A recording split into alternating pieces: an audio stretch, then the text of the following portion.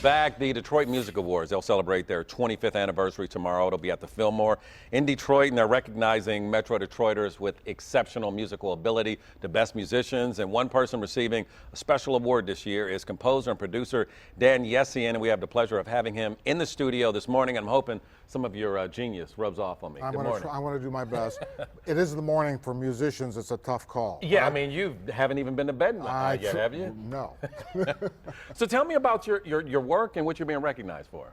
Well, I'm getting a Lifetime Achievement Award. I don't know if it's because I'm so old and they had to do something like this, but I'm flattered and much humbled by the whole thing, especially in mixed company with the likes of Kid Rock and the late Al Abrams, who was a PR guy for Motown for many years.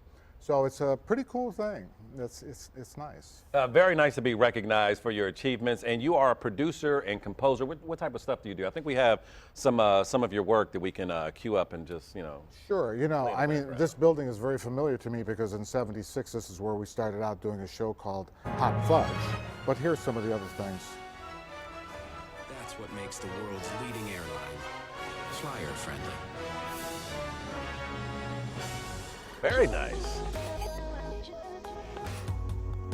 This is for Tag. So we're familiar with your work and didn't even realize it.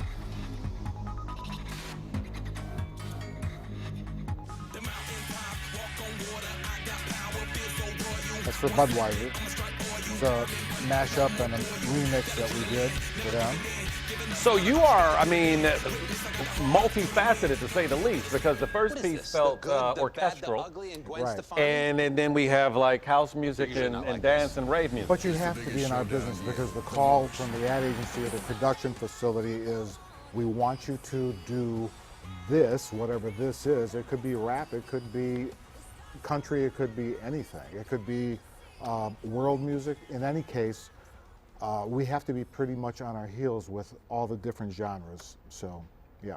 And usually when you hear something, it almost seems like you can feel that it's an outsider. But as I'm listening to these various tracks, these seem like they're done by different artists and different... Well, we have different composers. I mean, with our company these days, especially after 45 years of doing this, we were able to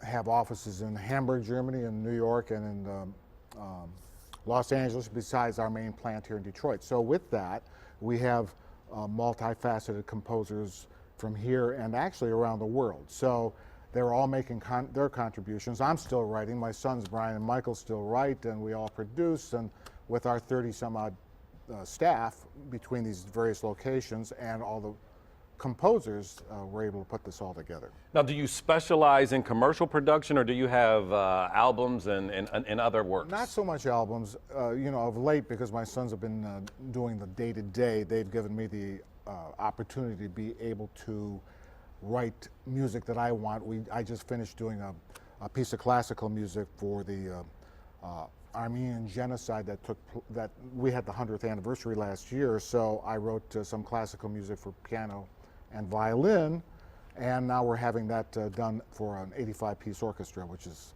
a lot of fun. Yeah, wildly fascinating, because it's something that we all see and maybe not pay as much attention to unless you're a musician and you key into the sounds and the beauty of it. But to meet someone who helps put that together, it is a pleasure, sir. Well, thank you, Malcolm. I appreciate it. Well, Keenan and Alicia, I want to hear you guys sing now, because Alicia, you've been talking about the whole Coke singing thing. So I told you I can't sing.